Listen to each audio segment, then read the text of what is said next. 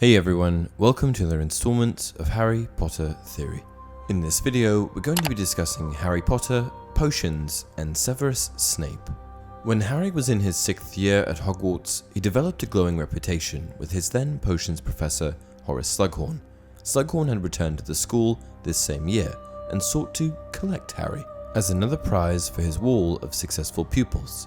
Fortunately for Slughorn, Harry wanted to be collected, so that he could question him about another former pupil, Tom Riddle. Things couldn't have worked out better for Harry, and when he first attends Slughorn's class, he's without a textbook. When he arrives in class, he's instructed by Slughorn to go and find a spare textbook in the classroom. Little did he know at the time, but Harry hit the jackpot, as he found the former textbook of the Half-Blood Prince, aka Severus Snape.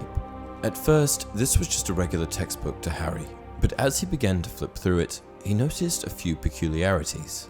The first thing that he notices in his copy of the advanced potion making textbook was an inscription by its former owner. This book is the property of the Half-Blood Prince. The next thing that he notices is that on each page, portions of the instructions are scribbled out, and instead, this Half-Blood Prince character had written in his own instructions that differed from what the original recipe called for. What Harry quickly realized was that these alternative instructions were far better than the original instructions, as he was able to effortlessly produce the potions that Slughorn called for in each of his lessons. The book was like having cheat codes to all of the potions lessons, and by following the instructions in the book, Harry was able to thoroughly impress Slughorn.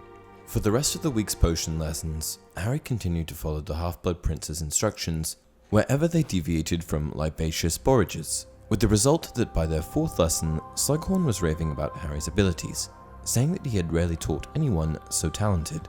So Slughorn was impressed to say the least, and after a while, Slughorn started to boast about Harry as if he was the best student that he had ever taught. "Stop sulking and come and join us, Severus," hiccuped Slughorn happily. "I was just talking about Harry's exceptional potion making. Some credit must go to you, of course. You taught him for 5 years. Trapped, with Slughorn's arm around his shoulders, Snape looked down his hooked nose at Harry. His black eyes narrowed. "Funny, I never had the impression I managed to teach Potter anything at all." "Well then, it's natural ability," shouted Slughorn. "You should have seen what he gave me. First lesson. The Draft of Living Death. Never had a student produce finer on a first attempt. I don't think even you, Severus." We know that Slughorn taught Severus Snape, the Half-Blood Prince himself. So if Harry was simply following Snape's instructions, how could he be a better potion maker than him? Harry, by himself, was never all that talented at potions, so it seems unlikely that he could have surpassed Snape's abilities. Nonetheless, Slughorn has this to say of Harry's ability. "I don't think I've ever known such a natural at potions," says Slughorn, regarding Harry with a fond, if bloodshot eye. "Instinctive, you know, like his mother." I've always wondered why he would say this if Harry is simply copying Snape's recipe. Surely Snape, who came up with the alternative recipes in the first place, would receive credit for being most talented. Was Harry somehow better than Snape in a way that we just haven't realized? If we break apart this situation a little bit, I think we can find some answers. The most important thing to remember is that Snape was the one who originally corrected the textbook full of faulty recipes and scribbled in his own. This meant that Snape would have had to have been the one to first try the inferior recipe and then, through trial and error, come up with his own superior recipe.